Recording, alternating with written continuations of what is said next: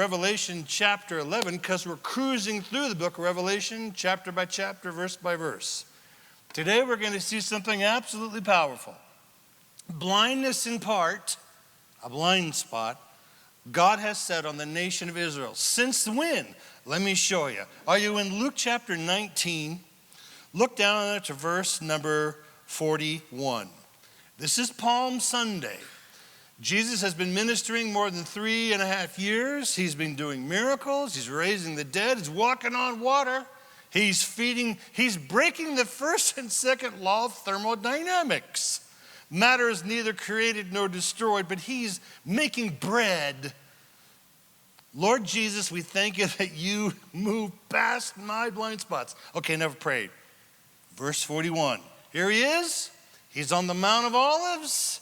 173,880 days to the day that Daniel chapter 9 said he would be there. He stops the whole parade. Look at verse 41. Now as he drew near, he saw the city, that's Jerusalem, and he wept over it. You ever wondered, why is that? It's your party. Everybody's singing the Hallel.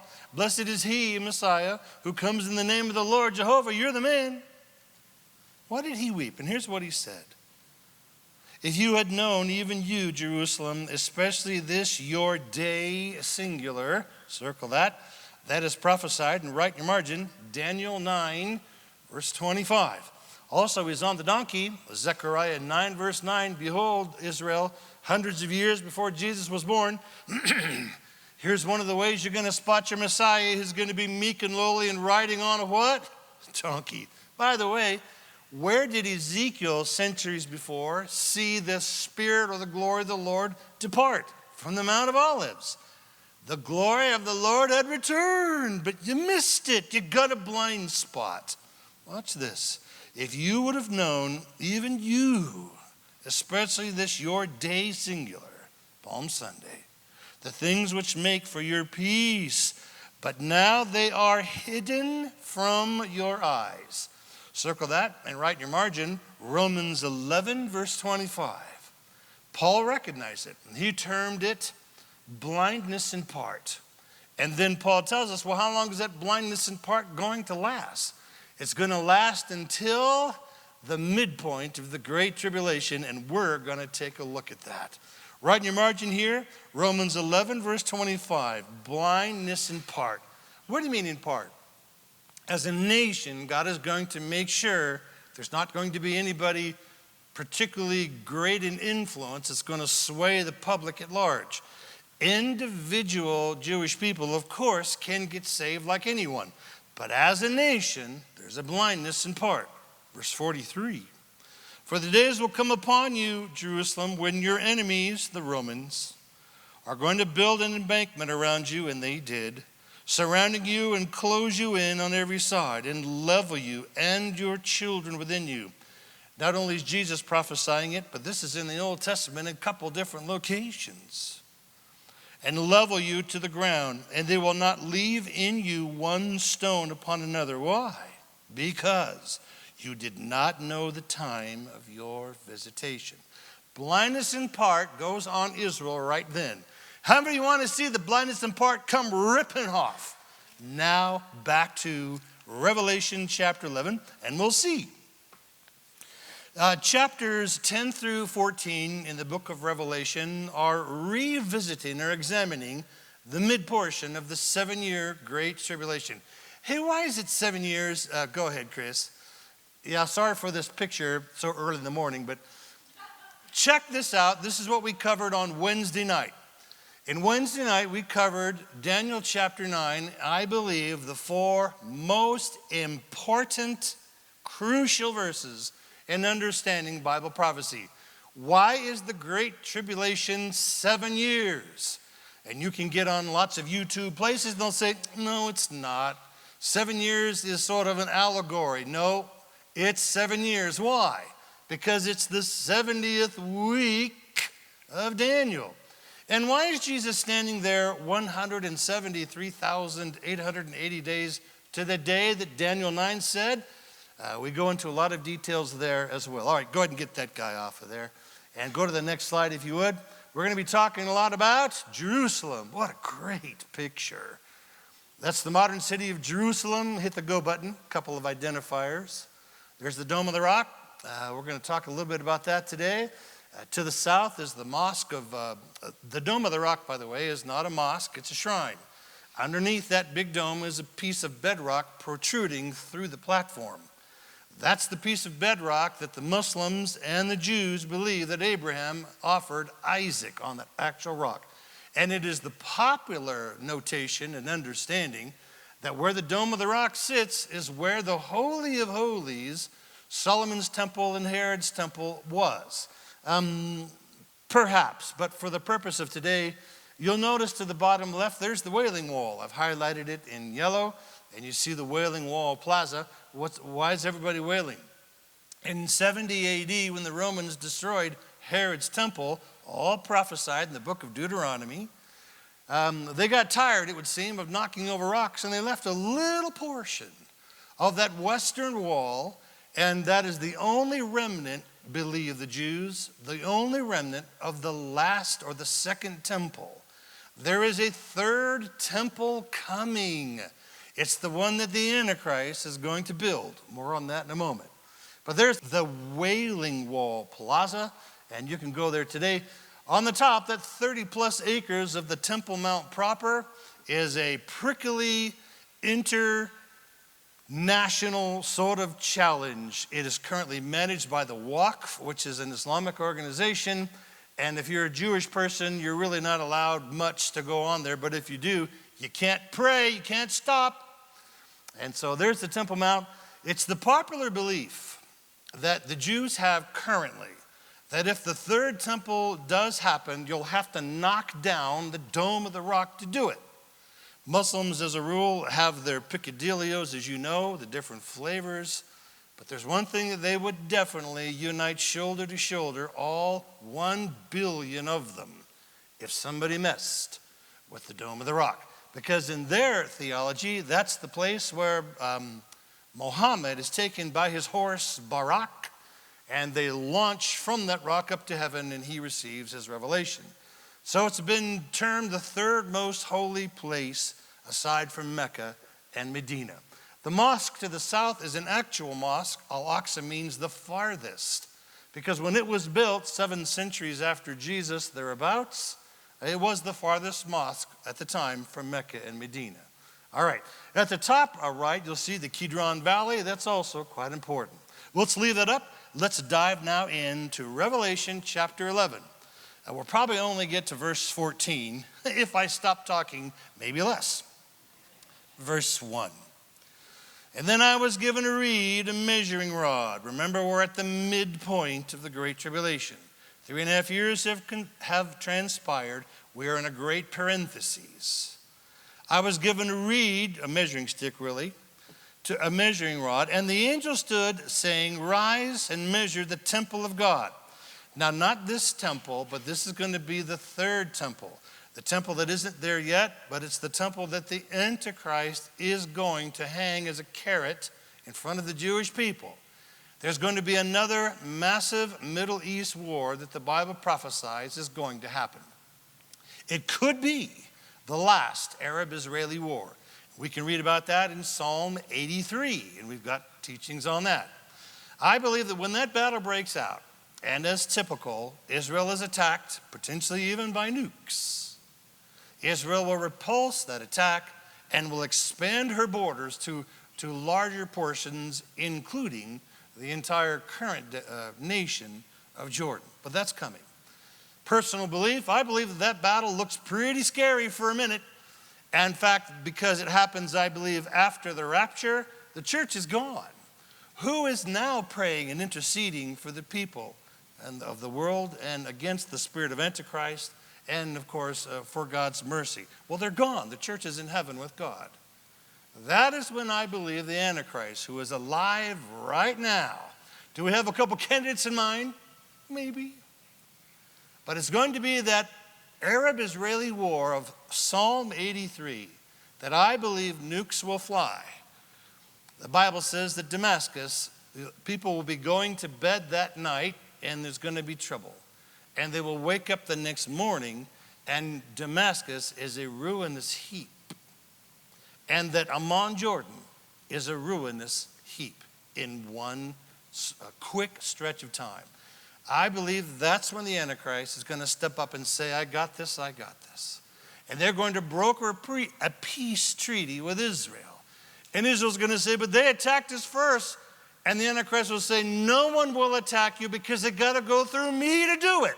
I'm in control, or soon will be. And as a carrot for them to sign this 7-year peace treaty, he's going to say, you do that, I'm going to get you your third temple. And they buy it. And for the first 3.5 years, the Jews believe that this Antichrist fella must be our Messiah. Remember how Jesus said, I came in my Father's name and you didn't receive me. One will come in his own name and him you will receive. That was the Antichrist. And there's so many models and types. Well, for the first 3.5 years of the Great Tribulation, Israel believes that the Antichrist is their Messiah. He lets them build that temple, and then he also lets the temple oblations continue.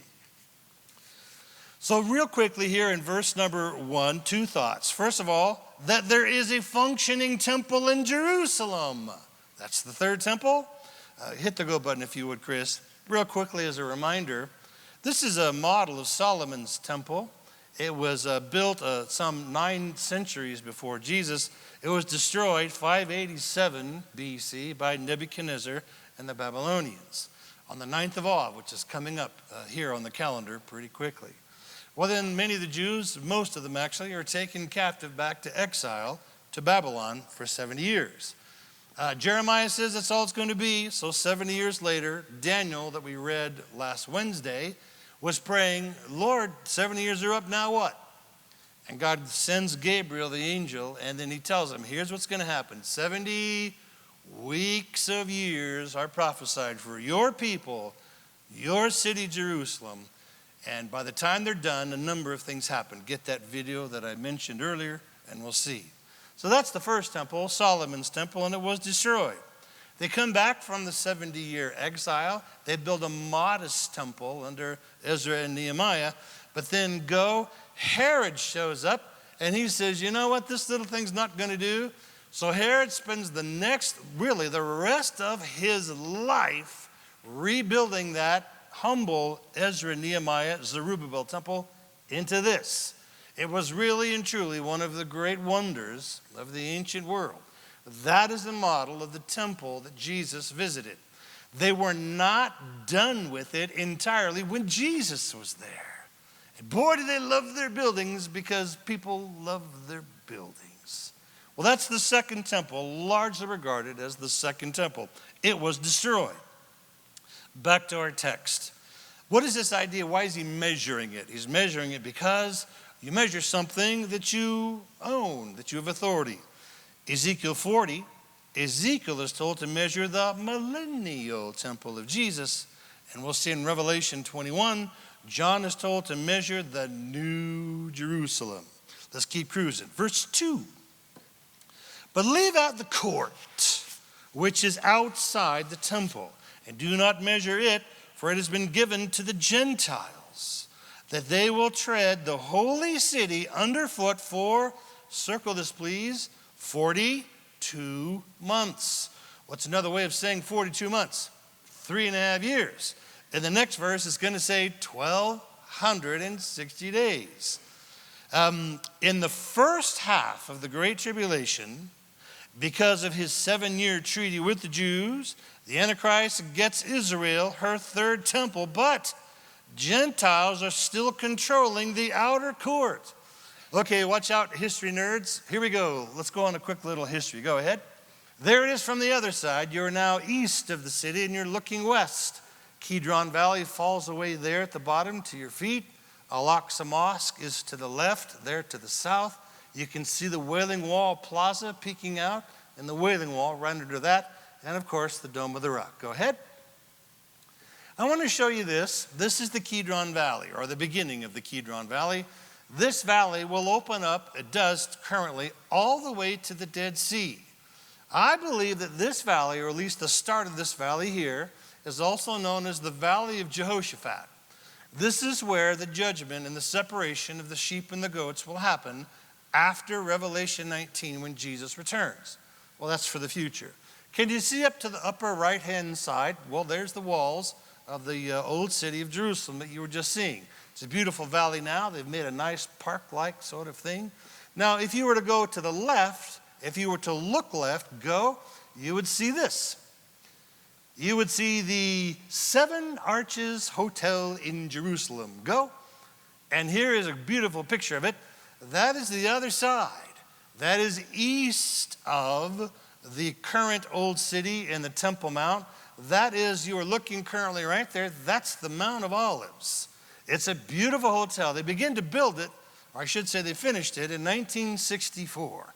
Been there, and I rode a camel by the name of Kojak. Right there. Go ahead. Here is the beautiful dining hall of the Seven Arches Hotel. Look at your view. You can see the Temple Mount. It's really quite breathtaking. There is a picture taken from the parking lot. What a stunning view of the Temple Mount.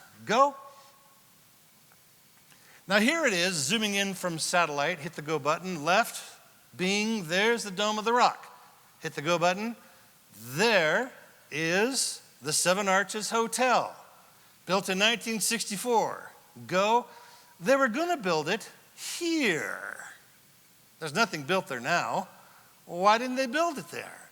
Because before you build a very expensive multi-million-dollar complex, you better do your homework. And the geologists showed up and they found, a huge fault that runs right through there. Some of you Bible students are going, wait a minute.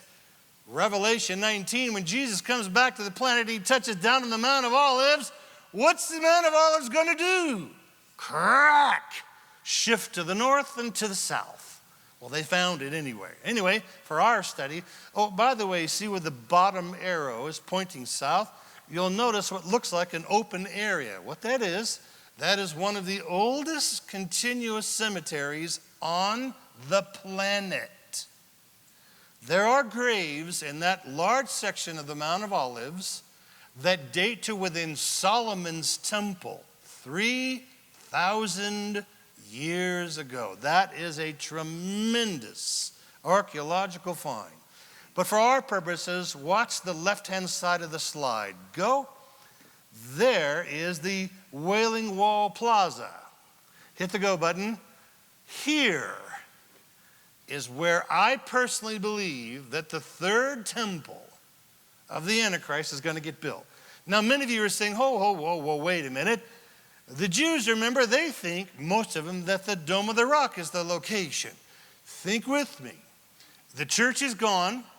No one is interceding against the spirit of Antichrist, letter or epistle of 1 John. And remember, they think that he is their Messiah. He's just a dude, but soon he's going to be doing bona fide miracles with the false prophet right in his pocket. He's going to be doing miracles of such tremendous stature that the people of Israel are going to hail him as the Antichrist, as their Messiah. And if Messiah says that's where the temple was, I believe that will be everything needed for them to say, well, you were there, you would know, and we're going to buy it. And why do I think it's important? Hit our go button. Notice the outer court. Here is Solomon's temple. It had an outer court too. Around the court where the court of the Gentiles are, inside of that would be only where Jews could go. Here is Herod's temple. It also had an outer court. The outer courts were on the outer court. With this in mind, let's go back to that piece of property there from the Seven Arches parking lot. I believe that the Antichrist's third temple is going to go right there. I believe he's going to point to it. What's on the other side of those trees? That's the Wailing Wall. The Jews have been praying potentially, and the Antichrist will say, you've been praying to the Holy of Holies since 1967, and you didn't even know it. Go. I believe that the outer court in Revelation chapter 11 is speaking of the Al-Aqsa Mosque to the south and the Dome of the Rock to the north. You sure about that, Steve? No. Yes, I'm pretty sure. But we'll see. The real answer is nobody knows. But for me, this is highly provocative, especially in the language of Revelation chapter 11. Leave that up there for a second. Is the Muslim Dome of the Rock and the Al-Aqsa Mosque, is the Antichrist going to pull off the greatest peace treaty ever? No one has been able to do it. Menachem Begin, President Clinton wasn't able to do it. Neither President Bush were able to do it. Trump has not been able to do it. Obama's never been able to do it. Everybody has tried to make a Middle East peace treaty, but they can't. Why? Because God is waiting for the peace treaty of Antichrist, and he's going to get it done. And he will pull off the greatest Middle East peace treaty and still allow the Dome of the Rock and the Al-Aqsa Mosque and the third Jewish temple to coexist in peace. It will be a stunning international success. I believe that's how it's going to happen. Jerusalem is God's city, but it's been through a lot. Again, let's do a quick history. Go ahead, Chris, if you would. Here's our city of Jerusalem again. Hit our go button. For you history nerds, real quickly. 2000 BC, what happened? Abraham offered Isaac on that rock I told you about. 1000 BC, David captures Jerusalem from the Jebusites. 950 is Solomon's first temple. It is destroyed by Nebuchadnezzar. In 587, the first temple was destroyed on the 9th of Ab, Tisha B'Av. 520 BC is Zerubbabel. He builds the second temple, but remember, it's very, very humble. In 167 BC, Antiochus IV desecrates that temple. 164 BC, the temple is cleansed. There's Hanukkah. That's when that takes place, in the Maccabees. Another important time in Jerusalem's history, 63 BC, the Roman general Pompey captures Jerusalem, and that's when the Romans are there, and that's about the climate to which Jesus shows up. 38 BC is when Herod begins his remodel of Zerubbabel's temple. They were still working on it when Jesus was there in his 30s. And then, of course, 32 AD is when Jesus is crucified just outside the city walls. And what we read in Palm Sunday, the Romans are going to wipe it all out, and it happened. 70 AD, Titus Vespasian destroys the temple, the second temple, on guess what day? The 9th of Av. Both of the Jewish temples were destroyed on the same calendar day. 132 BC, there is a Jewish uprising called the Simon Bar Kokhba Revolt. And the good news is they kicked out the Roman 10th Legion. And the bad news is they kicked out the Roman 10th Legion. Because what did Rome think about that? And that's when they sent a whole bunch of more battalions and divisions. And that's when they destroy the Bar Kokhba Revolt. He is killed. And in 136 AD, Hadrian says, enough of these Jews. He outlaws Jews living in or around Jerusalem. He destroys the entire region and he rebuilds a temple to Jupiter, their honcho god, on the Temple Mount. And he renames it Aeola Capitolina. And he renames the place, the entire region, from Israel to Palestinia. Why Palestinia? Because all of us marketing directors got together and they say, we got to change the name because we can't have Jews keep on coming back here. I want them out. I want them over. He salted the entire Mount Moriah so that nothing would grow. Let's put our heads together and call it something that would be a direct aberration and a gall to the Jews. I know, says one of his marketing directors, let's name it after their hated enemies, the Philistines. Now, the Philistines at this point hadn't been around for several centuries, so they renamed it Palestinia for the Philistines, and that's where the name comes from. By the way, in Palestinia, there was never a homogeneous ethnic group. There was always about some Bedouins moving in and out. There was never a culture that was uniquely Palestinian. If you don't know that, you may fall for some of the propaganda that's coming out. We poor Palestinians. The Jews colonized us. No. This had belonged to the Jews for a very long time.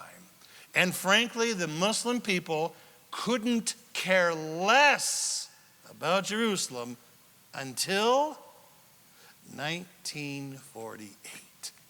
Hey, that's ours. Well, they ignored it largely. Mark Twain and a number of people traveled to the region well before that, and they said, there's nothing here. 325, back to our history lesson, 325 AD, Christianity becomes the religion of Rome. The temple of Jupiter is dismantled. And in 326, Constantine's mom, a guy by the name of Helena, builds the first church of the Holy Sepulchre where she believed the sepulchre of Jesus was Joseph of Arimathea's sepulchre. 637, of course, here come the Muslims, and they capture Jerusalem, a guy by the name of Umar ibn al-Khattab. 691 AD, the Dome of the Rock is completed. 1099, here come the European Crusaders. Oh, what an awful chapter in the book of Christianity. Please remember, just because someone is flying a name badge, I'm Christian, does it mean that they are one? Nope. Watch their fruit. And much of what went on under the name of Christianity, especially those awful crusades, they were not biblical Christians. Terrible murders and atrocities were done by Christians against the infidel, and then vice versa. In 1187, the Muslims recaptured Jerusalem under a guy by the name of Saladin. Now we're going to scoot to 1917. World War I, the Ottoman Turkish Empire backs the wrong horse. They are defeated soundly in World War I. Britain now controls Jerusalem in something called the British Mandate. In 1948, that British Mandate was expired. Britain or England pulls out, and that's when a nation of Israel is established. But they didn't have Jerusalem, if you remember. That was given to the Jordanians. That in 1967, Israel is attacked by several of her neighbors. And now, since the 1948 war, whenever they are attacked, they go immediately on the offensive, and they always end up expanding. And the rest of the world says, slow down, Israel. And Israel says, we got attacked. I know, we don't care. Stop your expansion and give back all the land. That's how it's been since 1967. And they got Jerusalem, but of course, they have to let the Islamics manage it. So what's the next big event going to happen right here? It's the third temple, and 2 witnesses are going to show up. Verse 3. So during that first 3.5 years, verse 3, and I will give power to my 2 witnesses, and they will prophesy, look at this, 1,260 days. What's another way of saying that? 3.5 years. The 2 witnesses show up, and when they actually show up, don't know how they're going to arrive. I'm not sure if it's an Uber or how they're going to get there. But when they start prophesying against that third temple, clicker, that's 1,260 days until the midpoint, and that first 3.5 years is what the narrative is talking about. They're going to prophesy for 1,260 days, clothed with sackcloth. I hit the go button. Real quickly, we want to remind ourselves, here's Daniel's 70th week. The first 69, certain things are going to happen. Get that video and we explain it. let's zoom in on why the book of Revelation is 7 years long. It has a first half of 3.5 years.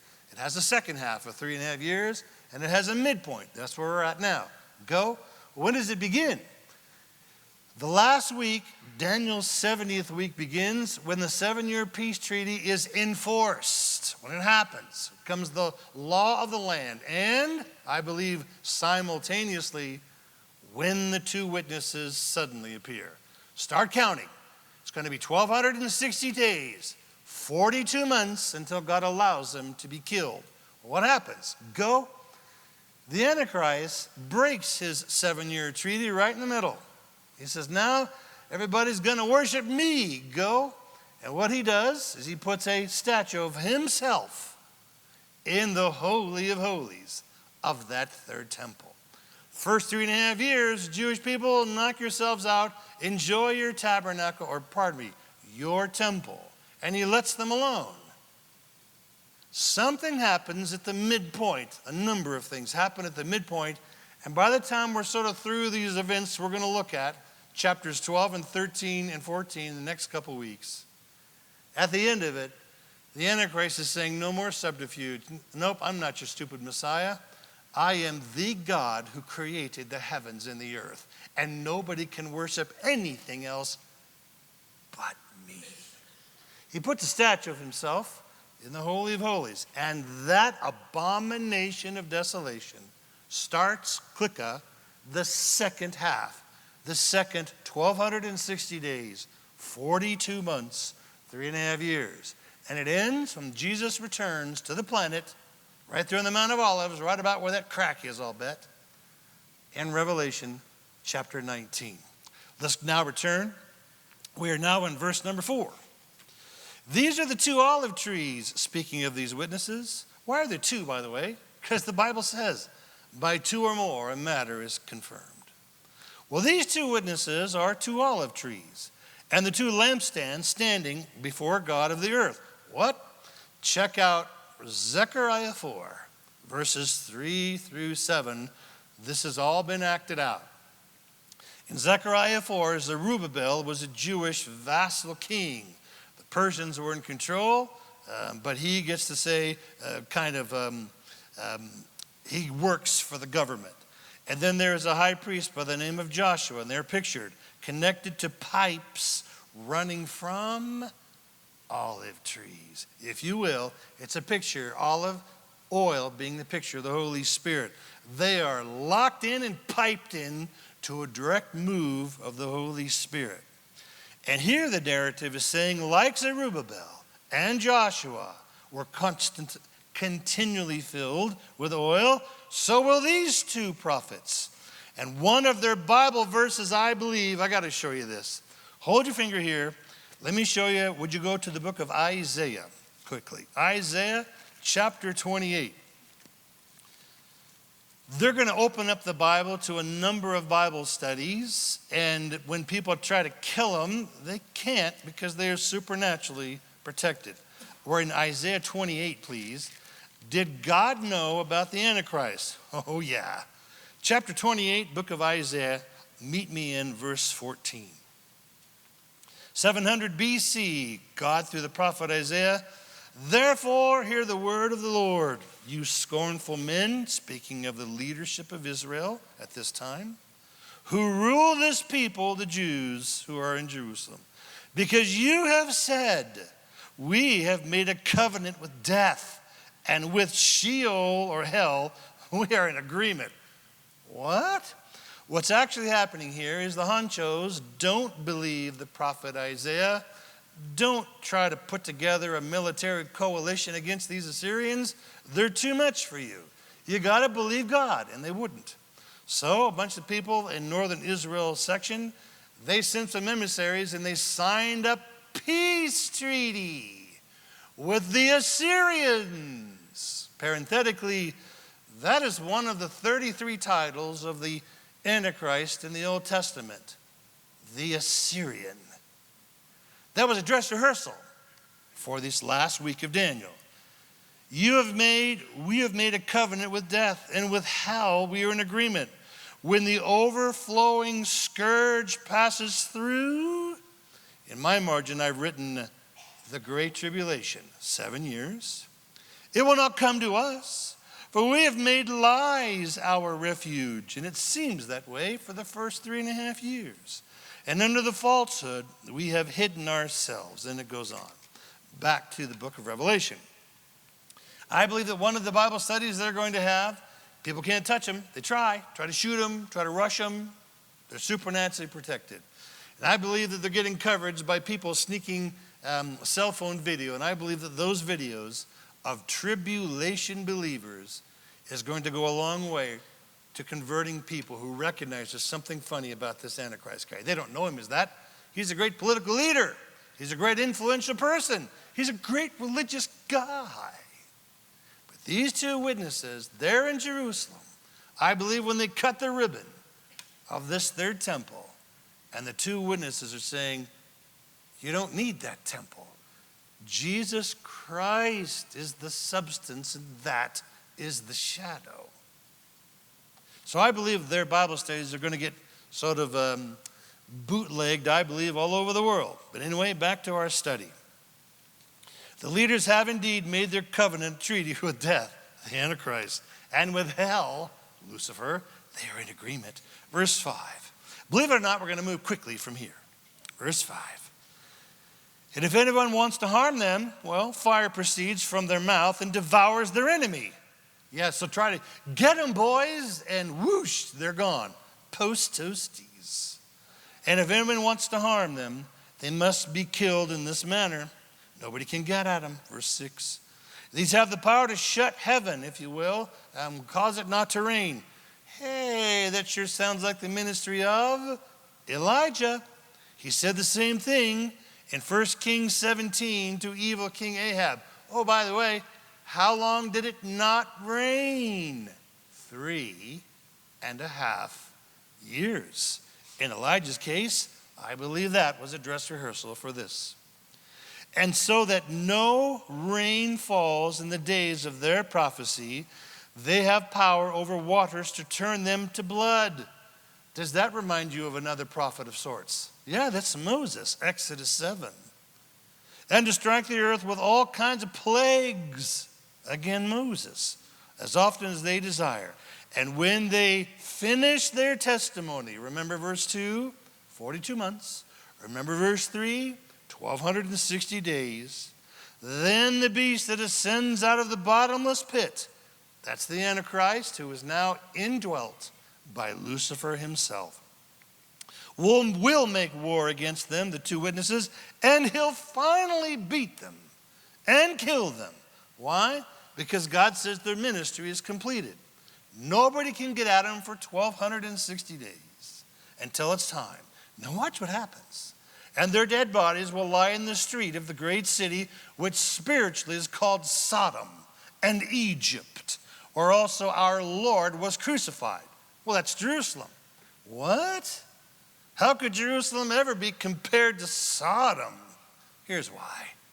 Because at this point, that first 3.5 years, Israel is following the most apostate, most vile, most evil satanic idol ever. And I've written in my margin, Zechariah 11, verse 17, one of the titles of the Antichrist, the idol, not kicking back on a lazy boy, no, idol, I-D-O-L, the idol shepherd. Verse 9. Then those from the peoples, tribes, and tongues, and nations will see, circle that, see their dead bodies 3.5 days, and not allow their dead bodies to be put into graves. You see, this is a technology statement, right? Wait a minute. How could all the nations all over the world see a singular portion of the planet simultaneously? It's a technology statement. Did God know about satellite telecommunication and cell phones? Yes. But more importantly, wow, what a powerful witness, a sign really, that these two dudes are the real deal. They raise from the dead and then they ascend right out of sight. You not believe in me? Watch this. And then they sit up. And I believe much of the world was all cool for a minute. That their message must be true, that doesn't occur to many. That Israel had made a covenant with death and hell, I wonder. That Israel had chosen the wrong Messiah. Is it occurring to any of the Jews at this point that Jesus is the true Messiah and that they had missed it? I believe most of the world will ignore this powerful sign of two guys dead for 3.5 days because didn't they sort of ignore Jesus resurrecting from the dead? But for Israel, will the Antichrist's credibility be shaken at that? And if so, will the Antichrist do something extraordinary to hold his deception over the Jews, to keep their blindness in part in place? Now I want to show you something that is highly speculative. Everybody say, highly speculative. Well done, everybody. I don't know this to be true, but for your consideration, watch this. Verse 10.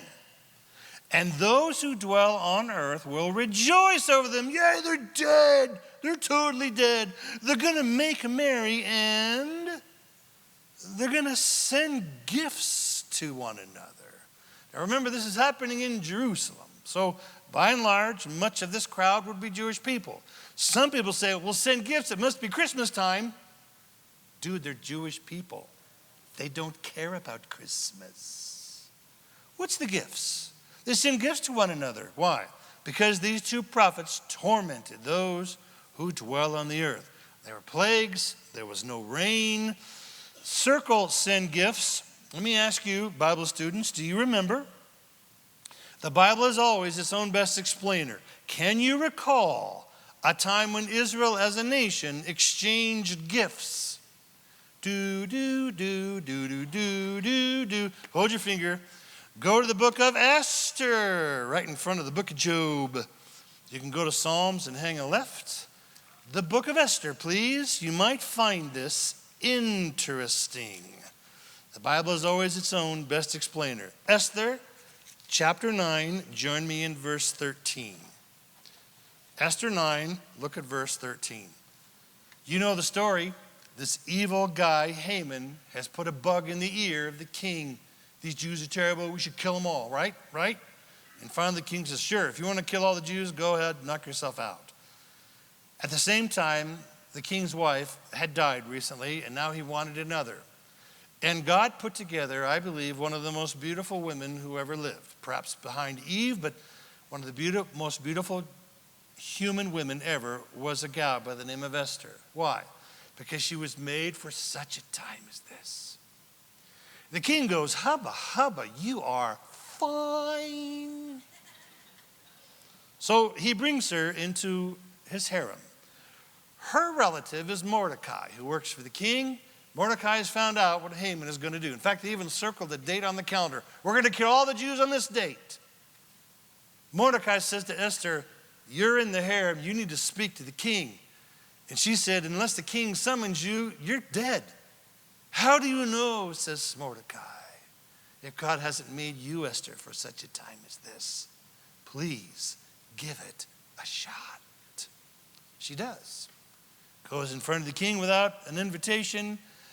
And the king says, hi, Esther. You're really beautiful. What's on your heart? And she tells him the story. And he's all, what? And the king is very upset that he has been duped. Verse 13. Then Esther said, if it pleases the king, let it be granted to the Jews who are in Shushan. That's Elam. You've seen me highlight on a map. This is in current day Iran. In Shushan to do again tomorrow according to the day's decree. And let Haman's 10 sons be hanged on the gallows that he had for Mordecai. So the king commanded this to be done, and the decree was issued in Shushan, and they hanged Haman's 10 sons. And the Jews who were in Shushan gathered together again the 14th day of the month of Adar. Circle that. 14th day of the month of Adar. This is the last month in the Jewish calendar.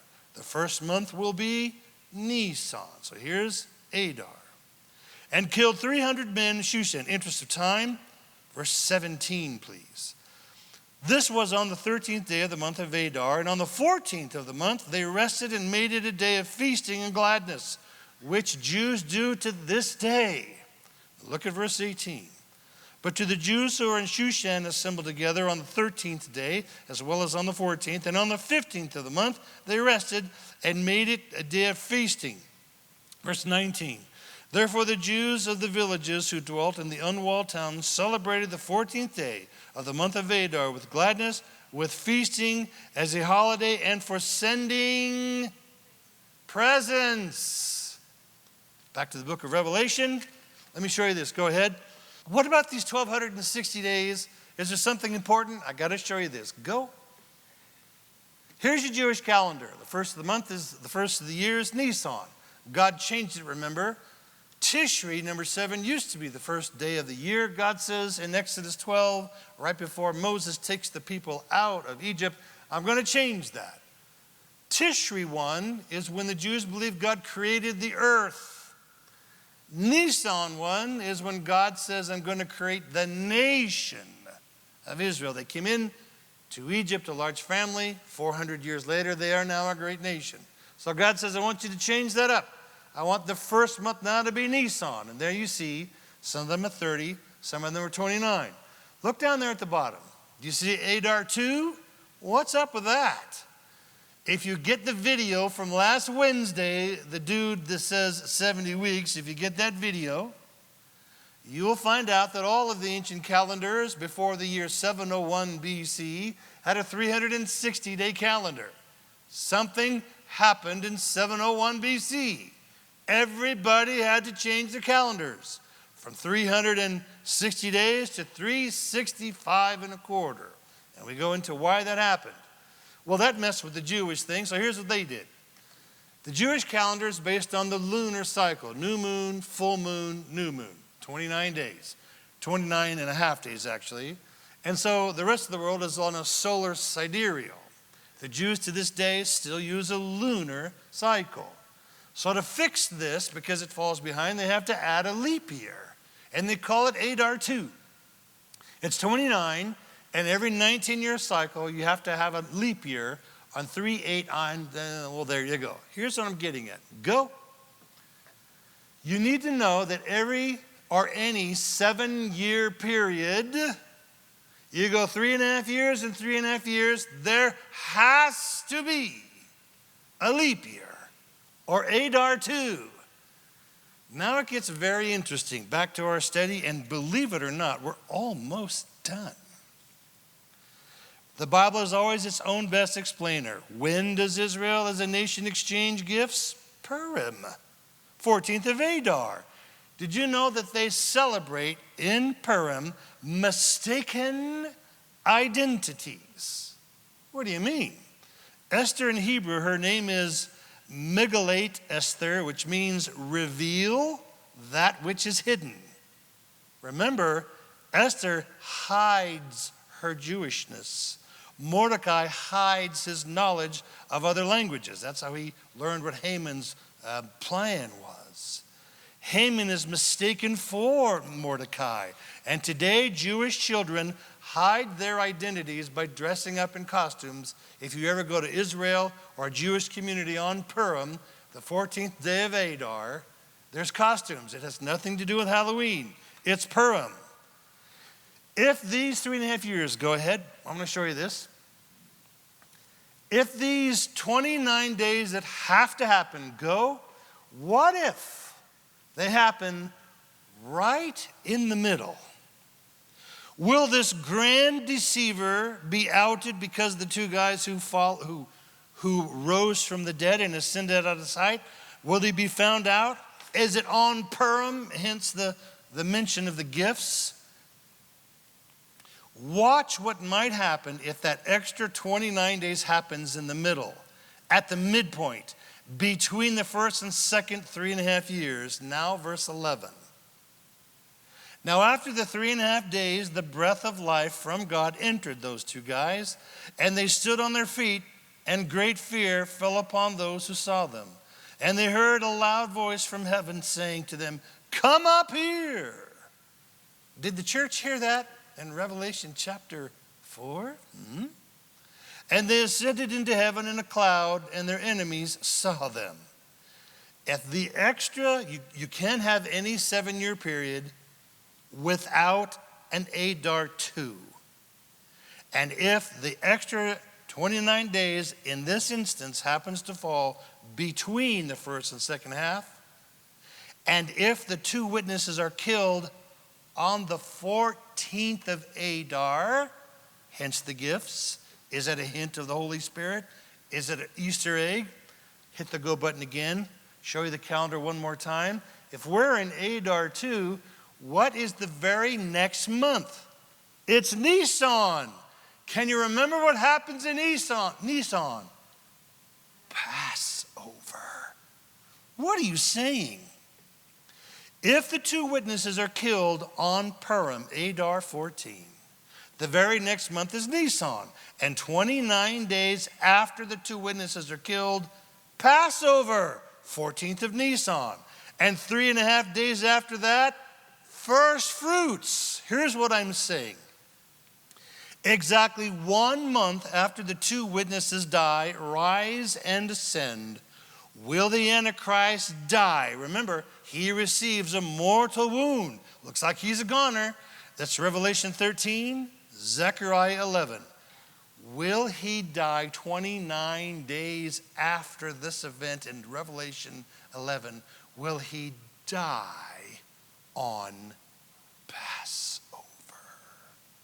Will he raise 3.5 days later on first fruits? Will the devil try to pull off the greatest counterfeit ever by counterfeiting the death, resurrection of Jesus Christ? I don't know. Remember, you all said speculation. Well, why would he do this? And for me, it gives me chills. If so, was Moses standing there across the Jordan River from Jericho in front of all of Israel? Was it a dress rehearsal for this day? What do you mean? Here's what he said in Deuteronomy 30, verse 19. I, God, have set before you, Israel, life and death, blessing and cursing. Please choose life. Those 2 witnesses have been testifying the truth. Nobody believes them. 1,260 days, you can't touch them. God lets them be killed, and for 3 days, they lie dead. And then they sit up. And will Moses, I believe that's who the two witnesses are, Moses and Elijah. Quickly, parenthetically, last book of your Old Testament is the book of Malachi. Last chapter is chapter 8. In the last book, in the last chapter of the book of Malachi, your Old Testament, the Bible says look out for 2 guys. You remember who it was? Moses and Elijah. If so, as they are ascending, will Moses say, and quote his own words of Deuteronomy 30, verse 19, choose life, not this Antichrist guy. Will Elijah, if he's one of the 2 witnesses, was his time on Mount Carmel also a dress rehearsal for this day? Will he say what he said in 1 Kings 18? And Elijah came to all the people and said, how long will you falter between 2 opinions? Don't believe this guy. Believe us. And will that rattle Israel to the core? And will the Antichrist say, well, I better top that? And does he pull a death on Passover and a resurrection on the Feast of First Fruits? Does the resurrection and ascension of Moses, the two witnesses, and then we're going to see here a powerful earthquake. Did I read the earthquake? Verse 13. And in the same hour that the 2 guys rose from the dead, there was a great earthquake, and 1/10 of the city fell. In the earthquake, 7,000 people were killed, and the rest, really the remnant, were afraid and gave glory to the God of heaven. Blindness in part, at this point, comes off of Israel. The resurrection of the 2 witnesses, potentially Moses and Elijah, the failed attempt to impress them, potentially by the death on Passover, resurrection on first fruits of the Antichrist, and they say, you're not our Messiah. And the Antichrist goes, fine. You don't bow down and worship me, I'm going to kill you. Every last one. And is that when he goes back to the Holy of Holies and puts that statue of himself? And I believe that is when Israel goes, ding, the blindness in part that came on Palm Sunday comes off. In fact, hit our go button, Chris, if you would. Here's Jerusalem. What's the next big thing that's going to happen there? Third temple and the two witnesses. And I believe at the midpoint, the death and the resurrection of Moses and Elijah and the failed attempt of the Antichrist to copy the true Messiah's death and resurrection is what makes that entire blindness come off. Verse, watch this, and here comes Zechariah 12, verse 10. Go, and I will pour on the house of David, I believe at this midpoint, and on the inhabitants of Jerusalem the spirit of grace and supplication, that they will look upon me, Jehovah God, whom they pierced. Zechariah is centuries before Jesus was born. Question, when was Jehovah God pierced? When he hung on a cross. Yes, they will mourn for him as one mourns for his only son, and grieve for him as one grieves for a firstborn. And in that day there will be great mourning in Jerusalem. Verse 14. The second woe is done. That's the trumpets, judgments 1 through 6. That's past. Behold, the third woe, that's the seventh trumpet, is coming.